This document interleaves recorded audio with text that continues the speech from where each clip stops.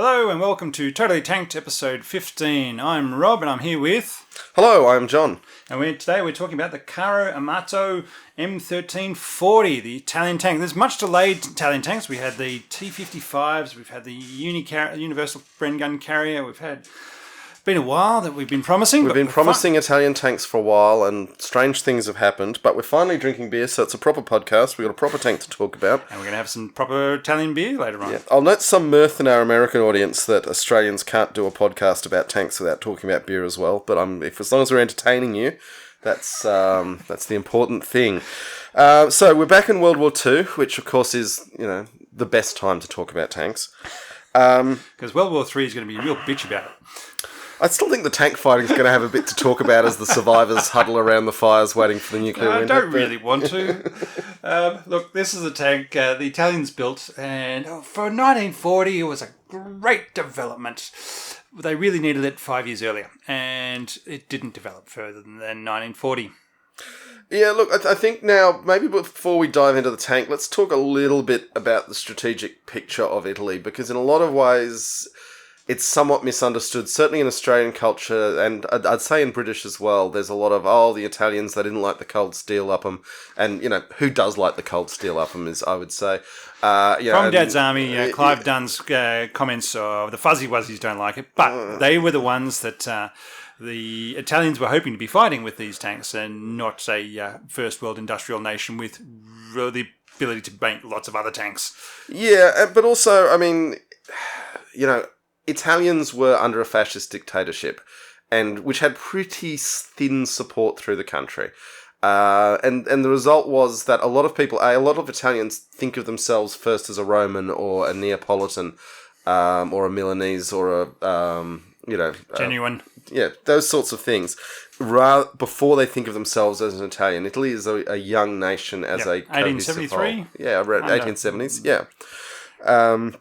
And even then, that was politics above the average Italian's head happening around them, forming a nation state. 1856, sorry. I'm getting mine. The Prussians were the 70s, weren't they? Yeah. 60s. 1860s. Yeah. Something. Garibaldi. Yes. Anyway, the point is the enthusiasm of the average Italian to die for the delusions of Mussolini was pretty low. And this explains why in certain situations where other countries... for somewhat with a 21st century point of view, you look at our people and say, my God, why were they fighting to the last man over that bit of rock? That's dumb. Whereas the Italians were in some ways just ahead of their time, more modern, saying... why the hell am I listening to this jackbooted bugger in Hugo Boss leather and saying, you know what? Bugger this for a game of horses. I'm just going to throw my gun away and go over those nice people who've got food. And... that's, in some ways, seems quite sensible, but... Go live it on a farm in Australia and do some work for a lonely housewife. Yes, many of the Italian prisoners of war in the northern desert did end up marrying Australian housewives. Probably somewhat to the chagrin of the Australians who were away fighting the war. But let's not get into that bit of Australian regional politics. The other problem the Italians had was they didn't have any petrol. And they had kind of been assuming that if they got into a war, they could just buy petrol, and then the British had a lock on petroleum and were not selling any to the Italians. And it turned out... they weren't thinking they were going to be fighting the British. Yeah, they were mostly planning to fight the French. And, that would have been a very interesting conflict, particularly at sea, but we're a tank podcast. So the Italians did But we can do some cross-promotion for every naval battle in history that John also does. Yeah, well, yes. If you are not yet sick of the sound of my voice, just search for every naval battle history on YouTube, where you'll get my views on ancient naval warfare, although eventually we'll make it to the modern era. Up to about 360 or something? No, I'm still in the 560s. No, it's got to be 460s. No. Yeah, it's 460s. Anyway, moving on. All right, so the M1340, the M stands for medium, the 13 stands for 13 tons. And so Italian names, they make sense. And the 40 stands for when it came out. Now, the only problem with this 40 bit is they actually started designing it in 1936. And it took that long before they had a prototype and actually got them into production, whereas other countries at this point started out with a 2-year design and production thing, then 1 year, and then by this stage, you're down to about 6 months for going from design to production of the next tank. The Italians took 3 full years for their first tank, and then after that, they got stuck with the first tank and never designed another one from here. So this was their tank. Yeah, look, I mean, they did have some tankettes, which were just fine for beating up Somaliland with. And they did have some decent self-propelled guns. So in terms of doctrine, and the other thing is that the Italians were essentially planning to fight the last war. And I know people sneer, those generals looking to fight the last war. But you don't want to lose the last war if you have to do it again either. No. You've got to learn your lessons from that last war. For a tank, it had light armor, so 30 mils on the side, on the front and sides. It had a 47 mil cannon, which was quite good for the time. It could it was accurate and could penetrate armor out to good amount of armor out to 500 meters. Unfortunately, it was slow for a medium tank. It wasn't it's 14 tons is a light tank, really. It is a light tank. To the Italians, it was a medium, but yeah. But look, there were a lot of concepts in it that were good. That was just detracted by everything else on the tank.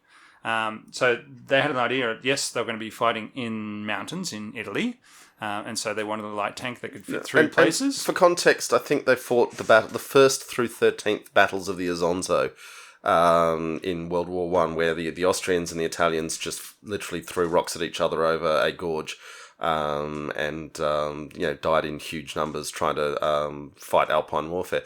And the Italian Alpinis were excellent mountain troops. They just ended up being misused in places that weren't mountains. Also, a diesel engine, which was a very early use of the diesel engine. Again, visionary, a terrible diesel engine, yes, but the concept was... Again, they built a 12-ton version of this, and then they said, you know what we really need? We need to put another 2 tons on top of this. But they kept the same engine. And the same engine having to drag around an extra 2 tons of armour and bits suddenly didn't work as well. So it slowed it. It guzzled a lot of fuel that they didn't have. And even though it was a diesel-powered engine, the tank still caught on fire, so where you think that diesel tanks don't usually burst into flame, this one still managed it a few times.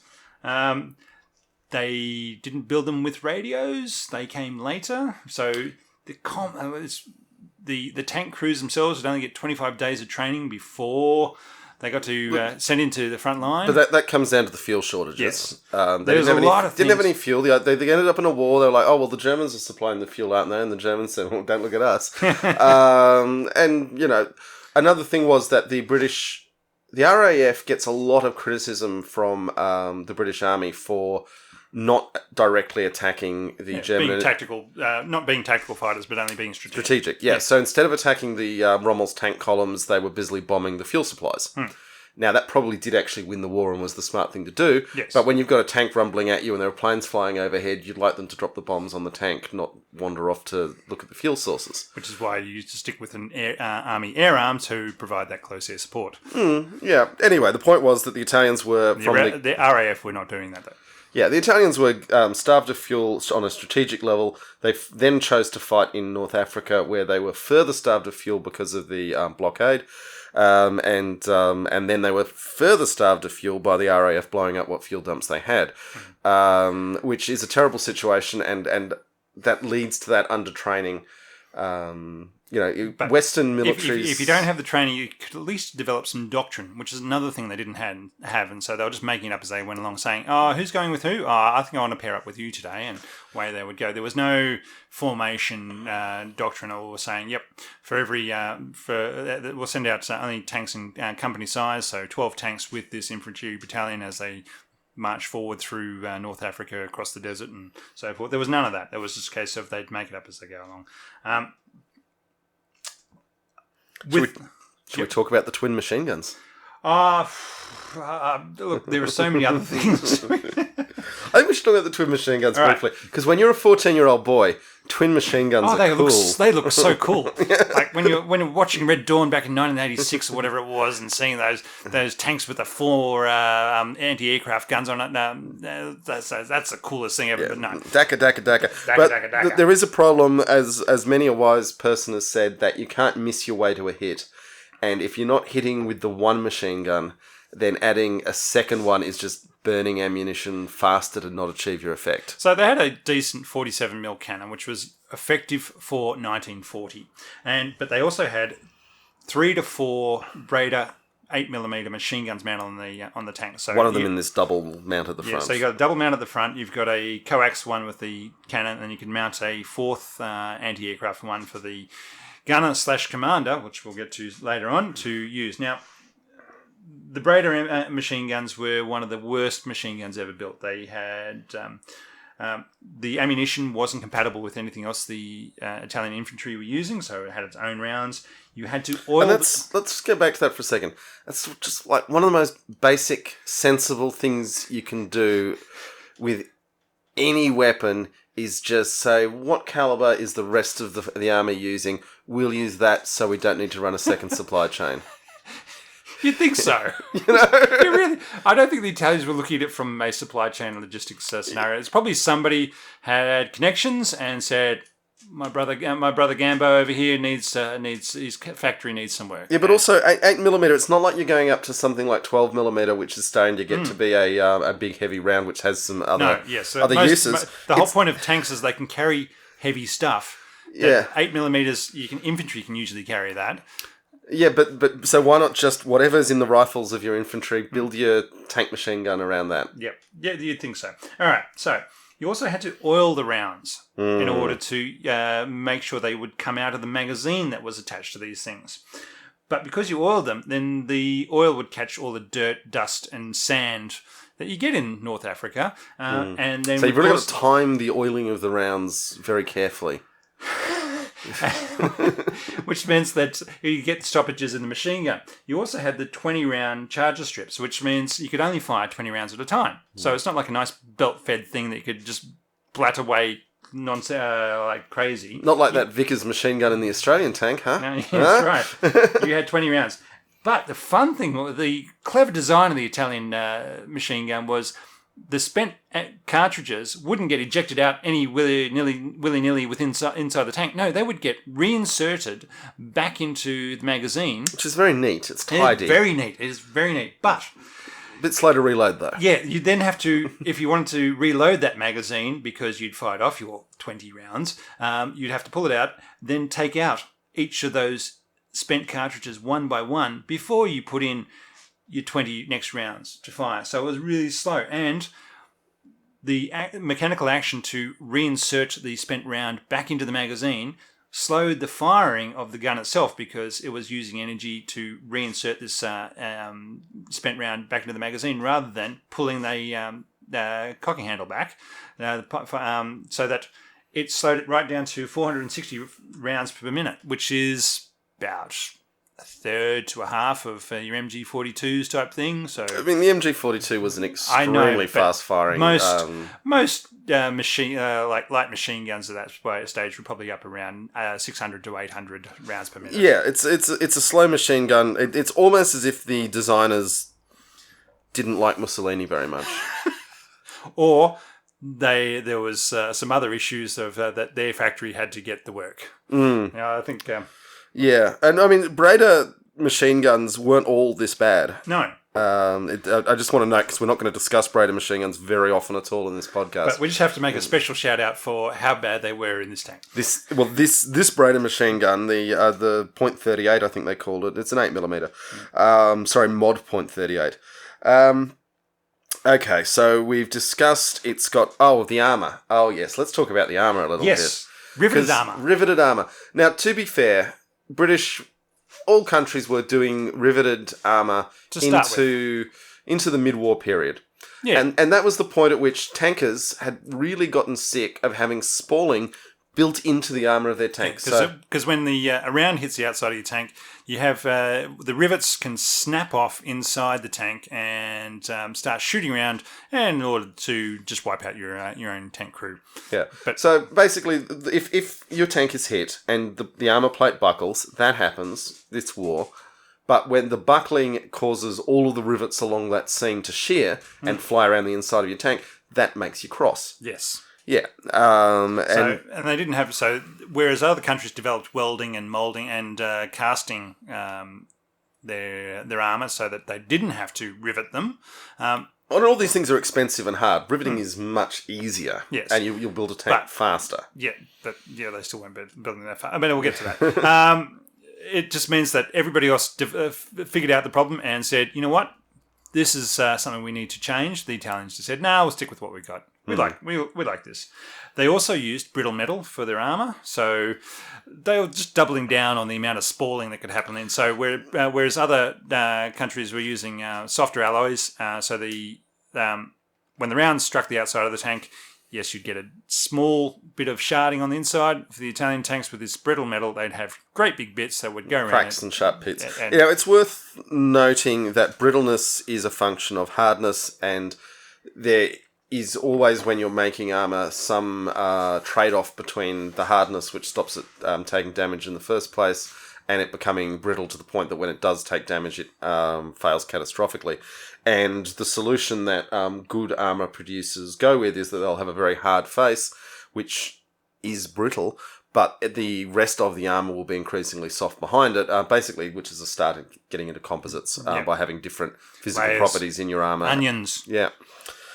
Yeah, but again, this was not a tank that adopted that, partly because I guess they just they did so badly that they never got much feedback. You know, that whole survivor's bias that, you know, the Shermans would return shot up and they'd say, ooh. Getting back to the point of no doctrine and no training is that they didn't actually have a training school until 1941. So after a full year... Just a little late. Yeah, a full year of being in service. Considering they left the war in 43. Yeah, they were pretty late to these, but they're just taking their time about these things. So it's just not the thing.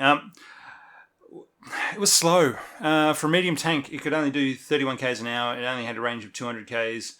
The range worries me more than the speed. 30 k's an hour in any tank. I mean, it depends if that's a real 30k or a flatline sprint in ideal conditions. That's on road. Oh, okay. So you're looking at your British infantry tanks, which are only doing 12 k's cross country. Your Churchills and everything else, but.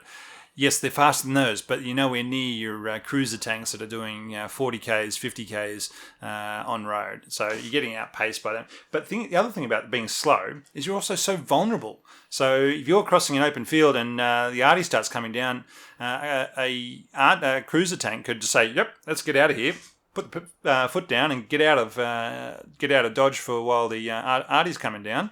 These guys, they were stuck there. They were creeping along cross country, and so arty was able to take them out, and it made them very easy targets to hit for anti-tank fire. So it's not a case of charging across an open field and blatting away. It's the anti-tank guns, 2-pounders, but the British were using in North Africa, could say, "Yep, they're driving along really slowly, so I'm just going to line them up and bang." Great. We'll get into the history of the actual combat later on, but there was some great one of the Italians taking on a British command post, not even like an infantry battalion or anything like that. It was just a command post, which probably would have had about 100 people in it. Who aren't frontline fighters. But anyway, we'll get to that later. The other thing I'd note is it was a very high design. It did have good gun depression, which, as I'll keep saying, if you're building this thing for mountain warfare, it did have some big ticks, but unfortunately they didn't get to do. They fought in Greece in some pretty mountainous terrain and weren't so terrible there. Although the Italians did not do well in that campaign either. No, they still lost a lot of them taking various Greece. It's also mountains. Got quite a complicated looking system of paired double bogies and leaf springs and leaf springs. So the suspension looks complex and vulnerable because it's all on the outside of the tank. But you know, when you're an all, it was comparable to all the other tanks going around in 1940. So there was no dramas with that. It did not perform as well in North Africa because it's not designed for going through deserts. Yeah, look, I mean, it looks reminiscent of the Renault FT, which is a 1918 design. Yeah, in terms of the track layout. Other ones that with the turret, yes, you had the good gun depression because they had put the turret itself up on a little tower based on the hull. So rather than the turret fitting straight onto the hull, they had a little podium that the turret fit onto. You had to fit your double machine guns in somewhere. Yeah, but the other problem with that is that you couldn't then put a bigger turret on. So where other countries got to 1941, 1942 and said, we've got a decent tank here, but what it really needs is a bigger gun. So we're just going to put a bigger turret onto the existing hull. The Italians couldn't do that because they were stuck with the size of what they could fit onto this little tower they've already built. It's sort of like a wedding cake construction. They're stuck with that, and so because of that, yes, they had good gun depression, but they couldn't put a bigger gun on it, so they were stuck with a 47mm.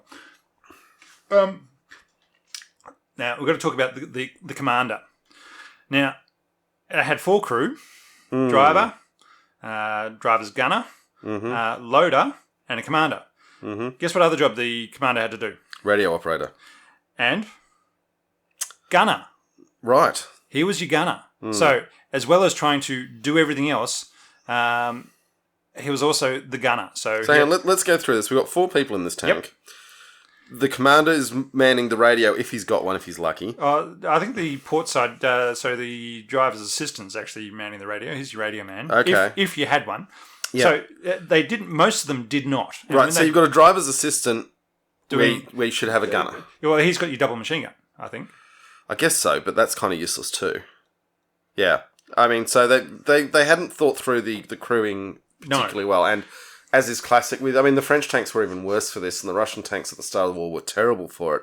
If the tank commander is overloaded with things to do, he can't actually command the tank, and you're going to get destroyed by a much otherwise inferior tank that's laid out properly. Yes. And not only, so he's got to do all that as well as being the gunner, so he can't do anything really useful. And now let's get back to the radios. So they weren't fitted with radios. So when they did decide to retrofit them with radios, they put them on the outside underneath the mudguards. And so they just got wet and destroyed and everything else. So these... Again, I'm wondering if this designer was actually on their side. You think it's all fifth column stuff. So the cunning plan of having communications between tank companies and high command was a guy on a motorbike with a radio in his sidecar would ride his motorbike from the tank commander, take whatever communications he needed to send back up the chain to various higher headquarters, and he would radio it in. So you had a guy on a motorbike running around giving out orders to the tank commanders, which is...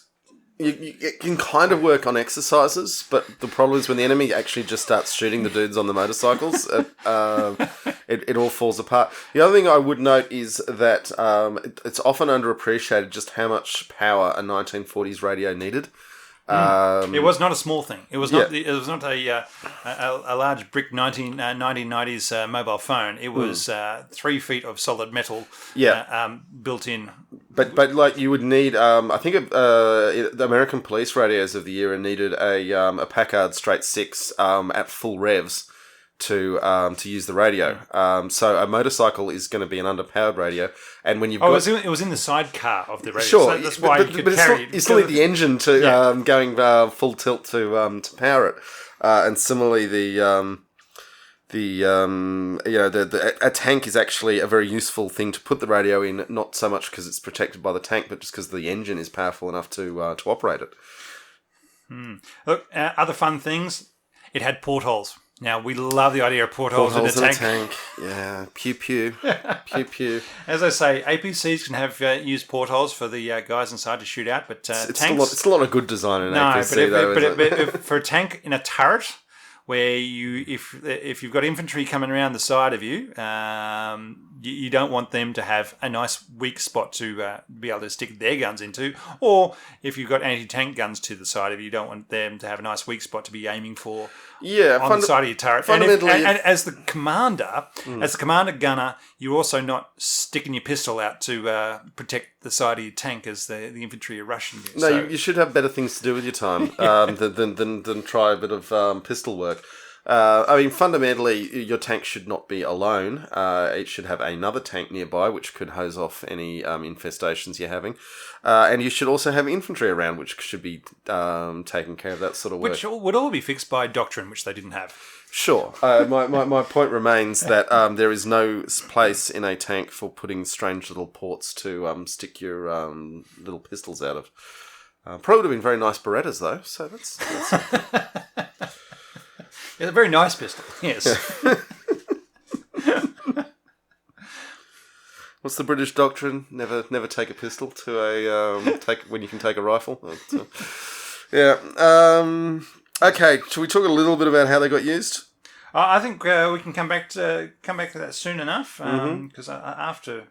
There's not much of a history that was, any sort of successful history anyway. They did very well against Crusaders. Yes. Which is because the Crusader was also a truly appalling tank. Could have been worse. It could have been a Covenanter. I think when I was playing World of Tanks, one of the British tanks, I think it was the Archer, it would go 5 miles an hour or 5 k's an hour in forward gear, but 25 in reverse. That is an SPG. I know, but it was just a case of watching people in the game spin their tank around and then reverse towards the enemy. Yeah. I don't know if that's actually true, but it was funny to watch in this game. Yeah, look, I mean, the Archer was actually a very effective vehicle just because it had an enormous gun. But, it was fundamentally a piece of artillery, not a tank. We will probably at some point have to start pretending SPGs are tanks just so we can keep talking. Even the Italians had an SPG. They had good SPGs. Their SPGs again, underpowered. They had, I think theirs was a 75-18, so 18 caliber. So yes, it was a 75mm gun, but it was only an 18 caliber. Even the M4 Sherman, which everybody says was underpowered, had a 75-40 caliber round, so it was twice as big. And so for an SPG to have a slow firing, slow velocity round, it really wasn't cutting the mustard as any sort of tank killer. So it was a variant of without a turret, and they put a bigger gun in it, but it was still a really shit bigger gun. That's all I could say about that one. All right, so we'll take a break and come back to talk about the beer. Lovely.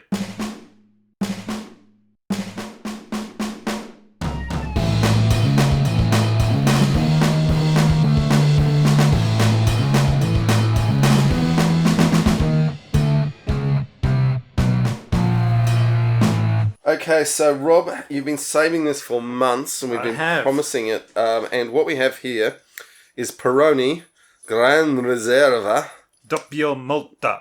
Molto. It has been noted that a lot of Italian is just English words with O added at the end of it. No, trying to say that. Got lots of fancy words in Italian on the back of it, though. It sure does. And it's won quite a lot of medals, and it's a beautiful little, it's almost like a small champagne bottle. It's brown glass. You're having something special if you get served this. Just I liked the look of it when I was in the store. I thought, right, we're doing Italian, this will do us. And it's a very clear beer, extremely clear, but quite dark for a lagered beer, so it's quite unusual, the combination of darkness with clearness. I wouldn't say it's a dark beer at all. I'm just saying it is darker than your average lager. Wow, the flavour. There is just so much going on. There is a strong flavour to this thing. It's 6.6%. It's a 500ml bottle. It literally does, as you take a swallow, does very different things on the front of your palate to what it then is doing on the sides of your tongue and the back. And I know that in theory we have different taste buds and different zones that do different things, but I don't actually recall drinking a beer that quite does that effect the way this one does. No, and even just almost a smokiness going on at the aftertaste, and even as you stick your nose in the glass as you're drinking it, and it's again different on the nose than it is in your mouth. I think it's very sweet on the nose, isn't it? Yeah, that's what I was thinking. Anyway, look, this is not what you call a session beer. No, this is you're gonna be chewing on this for a while. What percentage is it? 6.6. Reasonably strong. Okay, and how many mils in the bottle? 500 mils. Yeah, so a full pint. Okay. So, folks, and I imagine it's reasonably expensive. Oh yeah. That's why I only choose the best, John. Yeah, sure. And obviously, Peroni's a global beer brand. Yes. They know how to distribute beer. Is probably the big thing. As I said, it's made in Italy. It's got all sorts of awards. It's got all sorts of words in Italian on the back of it, telling you how they've made it and where they've made it, and the names of the families who's made it for the last however many generations. Yeah, I mean, I don't speak Italian, so that's yours. You'll have to figure that out yourself. Thank you. Look, I went quiet for a second there. I just quickly Googled. The Peroni Brewery is owned by AB InBev, which is the Belgian brewing house that owns, I think, 80% of the world of the beer drunk in the world is AB InBev. What they're really good is logistics and distributing beer. That is what they're good at. Who'd have thought the Belgians had become masters of logistics? Although the capital of Europe would be in Belgium in 2021. But yeah, okay, moving on. Got to watch out for those sneaky Belgians. What do you think of this beer, Rob? I reckon as to have one before dinner. Yeah. This is something you only want to have one of. Because a second one, you'd be, I think it'd just be too much to try and take in. You probably wouldn't enjoy the second one, but the first one is interesting. It's got depth and flavours, but yeah, you just want one. So if you're looking to impress your friends, Gran Reserva Doppio Molto from Peroni. I would also say that available at the cook shops. In general, I think Italian beer is underrated. There are a lot of really good and interesting ones. Stylistically, they haven't to date gone berserk in the New World brewing styles. Although I'm sure there's a craft brewery somewhere in Italy I just haven't heard of. I'm sure there are many of them. But, Italian beer is well made and goes extremely well with Italian food. For some reason, who'd have thought? Made in Padua? Padua. Padova? I'm assuming that's Padua? I think so, yeah. Sounds right. All right, sorry, Ian's having views as well. She wants to try some. Yeah. Ian, for those who've now heard her dulcet tones, is a Kelpie named after Ian M. Banks. And if you haven't read his books but you like tanks, I strongly suggest you read his books. Yeah. One day we might actually get a decent movie. There's talks. I like that they've held off doing it until they can do it right. Yeah, same. But I know, I think Jeff Bezos is desperately wanting to get the culture onto Amazon Prime. There you go. Yeah, okay, that would be good. As a series, as a long-standing series like Altered Carbon for on Netflix, I could see that happening. Altered Carbon Season 1, good. Altered Carbon Season 2, yeah. Anyhow, there are ideas. Back to tanks. The Carro Armata. Let's just talk about the M series in general, because the 1340 and the 1441 were fundamentally the same tank, just with some weight gain. Rob is ejecting Ian. All right. She wanted to go out. Okay. I said she would want to go out. Oh, sorry. It was Vickers derived running gear with the bogey trucks. Yeah, so, the tank. The Italians based the tank on the Vickers 29. Which in turn was heavily influenced by the Renault FT. Yes, yeah. Okay. Which basically from the last war, or early into war period. So the 20s. So we're looking at 1926 is when they said this is what we want in a tank, and they've stuck with that premise for the next 14 years. Yeah, it's a moderately functional drivetrain, I guess. We mentioned that they did okay in Greece, and they did okay fighting the Germans took over them in 1943. Yeah, fighting the Crusaders. Now, the Australian 6th Division quite famously captured quite a lot of these tanks. It wasn't just the Australians. It was the Combi Brigade, Combi Force. It was went at the Battle of Beta Fom, where the Lieutenant Colonel Combi took his motorised armoured cars sweeping through the desert to cut off the retreat of the Italian forces and held them up long enough for the armour and the Australians to catch up to the retreating Italian troops, where they captured 25,000 prisoners and 100 of the 1340s, which were then given over to the Australian 6th Division.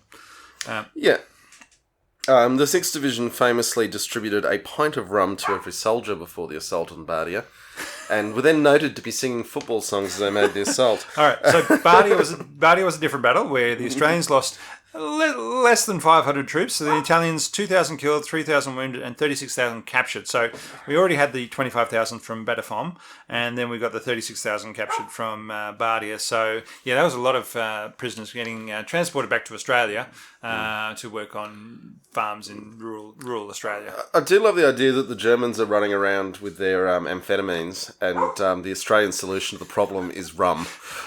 Which is why we weren't allowed back into Palestine. Right? People, just remember that. People do like to fight when they've taken amphetamines, but they really like to fight when they've drunk a pint of rum. Just remember, the reason why Australians were in North Africa is because they weren't allowed into Palestine because of the last war. Yeah, well, yeah, I'm surprised Alexandria let them back in too. Yeah, look, but they weren't so bad. We've been really down on them. They were not so bad that they weren't used when they were captured. They were actually used quite extensively by British and Australian forces when they were captured, which, given that they had a very thirsty diesel engine, does mean a lot of resources were actually used into keeping them operational for some time. So this whole they were the worst tank ever, obviously they were only the 23rd worst tank ever, apparently. I got that from the worst tanks ever YouTube channel or whatever it was. Anyway, yeah. So look, the thing was... they could be used. They were useful. They were useful. And the other interesting thing for the Australians was that they were the first tanks to have the kangaroo painted on the side of them. Well, when you're using captured tanks in North Africa, you really need to identify. I know, but we hadn't been painting... So even today, most Australian vehicles still have a kangaroo painted on the side to show, we're bloody Australians. Don't shoot us, Mr. A10. But the point being is that this was one of the first times they had used it. There were some Australians in Syria, and they had platypuses painted on the side of their captured vehicles because they were at a distance. A platypus just looks like a bad hat. I know exactly. I'm wondering about that. Supposedly they were fighting the French. Yeah. But whereas a kangaroo is at least reasonably distinctive, and there are some really interesting photos if you want to Google them of Australians with Italian tanks of the kangaroos they daubed on them, because if the RAF is flying overhead, thankfully not targeting tanks because they're after the petrol tanks, then you being in a Italian looking tank is dangerous. Dangerous, yeah. Especially if you're going in the direction that the Italians would be retreating in. I'd just like to note on your earlier point, the US Air Force, the A-10s, they are, they have this reputation in Allied armies as always shooting up any tank that doesn't look like an American tank. And I think that's slightly unearned because they also shot up a lot of American tanks. So, it's not that they can't tell American tanks from non-American tanks, it's just that any tank they'll take a shot at. I was about to say, target-rich environment, who cares what the target... You're going to get... you throw a lot of bullets, you're going to get... anyway, look, and it was pretty interesting with the way... at what was happening at the time. So, with Batafom... Batafom, that was when the Italians were trying to break out. So they'd been cut off, and there was an Italian offensive to try and break the bottleneck so that the Italian troops could break out. And that's when they advanced on the British forces. And this is when 6 M1340s had broken through and were attacking a British command post. Now, as I was saying before, a British command post is not your frontline fighters. This is your headquarters staff who have a lot of jobs, right? Usually comms, command, and everything else, and your aid station and everything else. But one of them had a 2-pounder anti-tank gun, which is a 40mm round. I mean, and it's basically the gun on the Matilda. But it's the point being is they had one of those. But the shell is 2 pounds, so you can lift it in one hand very easily, like a kilogram. Yeah. And they took out 6 Italian tanks in the space of a couple of minutes, fighting in the open. Yeah, I mean, there were a number of times in the Desert War when a single British artillery piece would... I think that there was one case when a 25-pounder took out an enormous number of German tanks that kept rumbling up the road towards it. But the point is that an artillery piece in the open should be able to... 6 tanks should be able to take it out. But this is what happens when the commander's trying to be the gunner and he can't actually have any tactical picture. And he's firing his pistol out the porthole. Yeah. Pew pew! All right. So it's interesting because at this point, the Italians have been cut off. The British have beaten the Italian army in North Africa. And the next day, Churchill turns around and says, all right, we've won here. Let's send everybody off to Greece. And so they've sent everybody off to Greece. And the day after they've sent everybody back off to Greece to fight the Italians there, that's when Rommel arrives with his panzers and the Africa Corps, and then everything goes badly.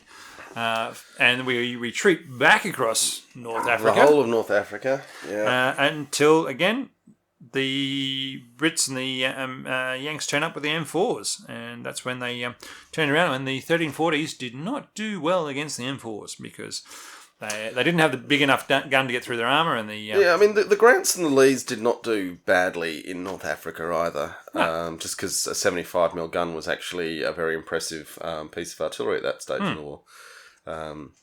Obviously, the Russians were less impressed when they were fighting the German onslaught to have the coffin for 7 brothers. But, yeah. So the Australians took, of their captured 100 M1340s, they took 100 of them into Tobruk. Only 7 made it to the actual assembly point. And once they actually started the battle, only 1 of them made it to the end. All of them, the rest just broke down or didn't make it. Because, again, the maintenance issues for these things, even for the Italians, not especially for the Australians who didn't have any of the maintenance gear for them, couldn't make it that distance and through that sort of terrain. So one of them made it through, and it did very well. I imagine that it had a lot of parts from the other ones by the time they got to that point. But the point being is, yeah, they weren't as reliable as you would really like. But one of the other things and this is one of those interesting things where, you get the great dictator and he says, other countries have tanks, we're going to have tanks. Part of the problems for these Italian tanks was that they had no tank recovery vehicles. No. But the thing is, they really wanted to play tanks with all the big kids. Yeah. But they didn't build the infrastructure. They didn't build the training school. And they can only produce 500... they only produce 740, and they can only build 28 a month.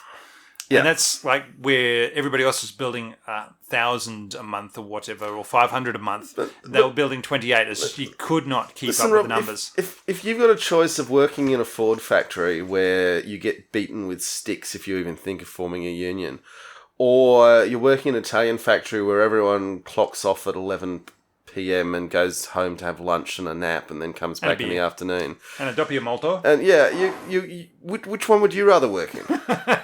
Yes. The Italians, they've got some things figured out.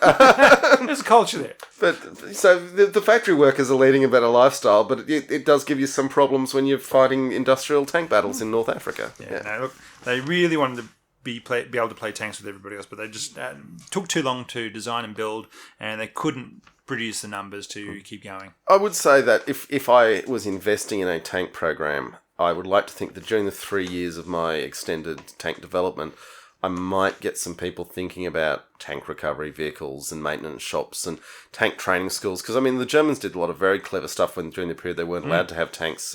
Mostly they went to Russia and pretended they were Russians in the Russian tank schools. But there are things you can do to make sure your crews are good, even if you don't have any tanks at all. And smart countries do those things, which is like what happened in the Germans did in Spain and all sorts of things. But if you're the Italians, obviously you have Roman heritage and your empire was once great, and you don't want to take advice from any of these bloody Gaulish northerners that have no idea of culture or history or civilization. I would strongly note once again that when I say Italians, it's shorthand for the Italian regime, by which I mean Mussolini's fascists, and that individual Italians are quite a bit smarter than most people I've met, but no smarter or dumber than anyone else. So I'm not attacking Italian people. I'm talking about their unfortunate system of government that they had in this period. Now, legacy of the tanks, that they did actually make it beyond the Second World War. I cannot imagine fighting in one of these in 1948.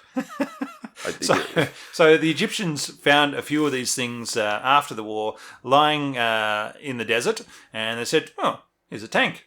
We'll grab that." Put some diesel in it, cleaned out the sand, and said, "You know what? Would be a really good idea for this? let's invade Israel. So in And 1948... also, let's source Braider 8mm ammunition for the machine guns and, fabricate the parts ourselves. And at this point, with such a mediocre tank to begin with, you really should have, A, just bought a better tank from someone else, or B, built your own tank. But, okay, yep. If you've already got a tank, why would you want to build another? Anyway, so they took a couple of these, and as part of the Arab-Israeli War of 1948, they've invaded Israel, and the Israelis said, nah, and promptly just took them out. And one ended up on a kibbutz at the southern end of Israel to say, this is what happens when you're... That'd be a good gate guard for a kibbutz. Yeah. That's pretty much what it was. So... it's just one of those things that... then the kibbutz has to find 47mm ammunition and 8mm Braider. I mean, it never ends. I think it was more just a... statement. Yeah. Like leaving your enemy's bodies lying around. Yeah. So, look, it had a short life, but as we keep saying, there were a lot of good things with the design of it for 1940, but they didn't manage to move on from that point. They really needed to be able to say, this is a good initial tank. In 6 months' time, we need a new version that is going to be the next tank. And they didn't do that. Yeah, and there's also the issue that, the Italians did not get the potential of the radio wave at all. It's a notable thing. Even though they invented the bloody thing. Yeah. But I think this is when you have a bunch of,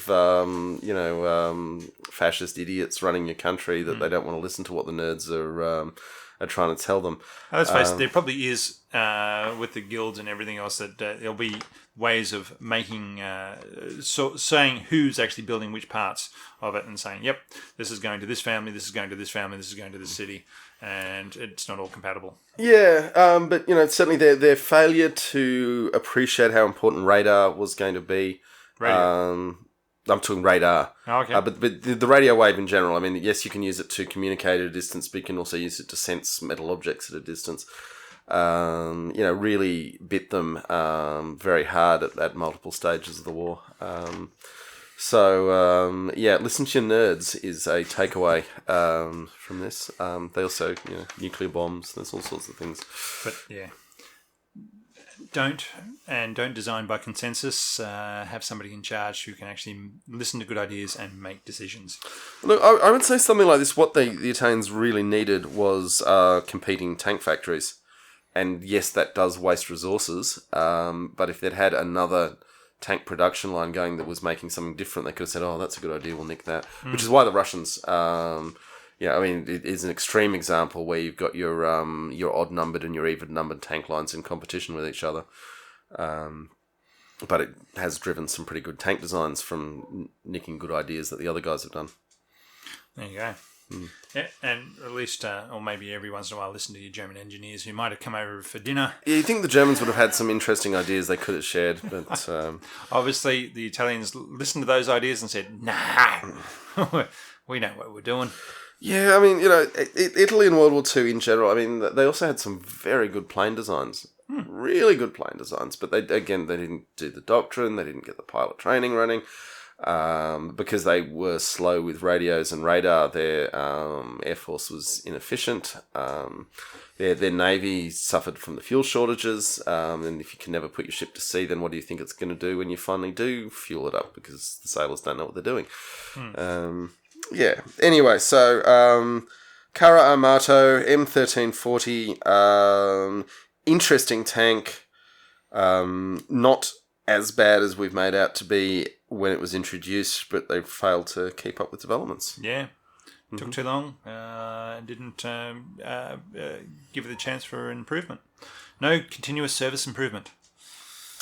Yeah, that's an interesting... the Abrams of today is, in almost every respect, a totally different tank from the 1990. Abrams, when it was first introduced, but it looks very similar, which is going to cause people some understanding problems. Yeah. Once you get that blocky Chobham laminate down, Alrighty. Well, thank you so much for listening all the way through. Thank you, tank listeners. Yeah. How high in Luxembourg will we go with this one, John? I don't know. 71, 69. Yeah, well, Luxembourg famous is pretty easy. There's not that many of them. I would like to thank our enormous number of American listeners for putting up with us and for choosing to listen to this podcast. We do appreciate it. Okay, folks, we will be back in the not too distant future. Take care.